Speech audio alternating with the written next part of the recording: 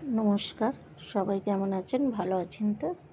টিঙ্কুর রান্নাঘরে আপনাদের সকলকে স্বাগত।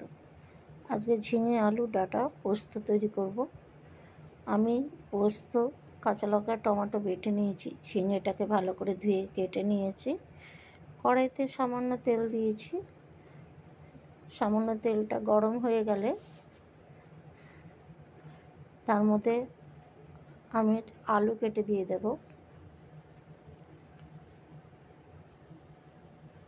যদি রেসিপিটা ভালো লাগে লাইক, শেয়ার, কমেন্ট অবশ্যই করবেন।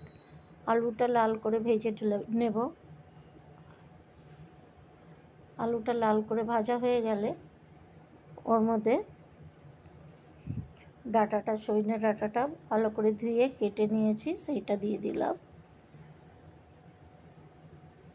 এই ডাঁটা আলু পোস্ত আপনারা বিউলির ডালের সঙ্গে, গরম গরম ভাতের সঙ্গে খেতে পারেন।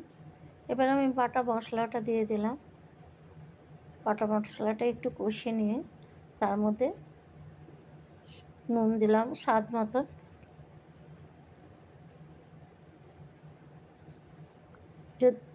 যদি আপনারা এরকম পোস্ত ভালোবাসেন অবশ্যই শেয়ার করে নেবেন, এইভাবে তৈরি করে ফেলবেন পোস্তটা। এরপরে আমি হলুদ দিলাম। হলুদটা দিয়ে ভালো করে নেড়ে নিলাম এবং কাটা ঝিঙেটা আমি দিয়ে দিলাম। ঝিঙেটা দিয়ে আমি কিছুক্ষণ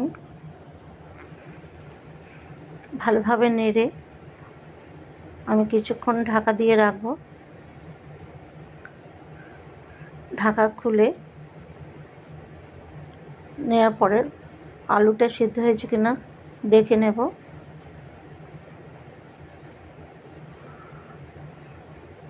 আলুটা সেদ্ধ হয়ে গেছে এবং ঝিঙে ডাঁটা সেদ্ধ হয়ে গেছে। যদি রেসিপিটা ভালো লাগে অবশ্যই শেয়ার করবেন এবং আমার চ্যানেলটাকে এগিয়ে দেওয়ার চেষ্টা করবেন। এরকম নতুন নতুন রান্না দেখার জন্য আমার ভিডিওটা ফলো করুন। এইভাবে ডাঁটা আলু ঝিঙে পোস্ত তৈরি হয়ে গেল। অসাধারণ ঝিঙে আলু ডাঁটা পোস্ত তৈরি। নমস্কার, ভালো থাকবেন।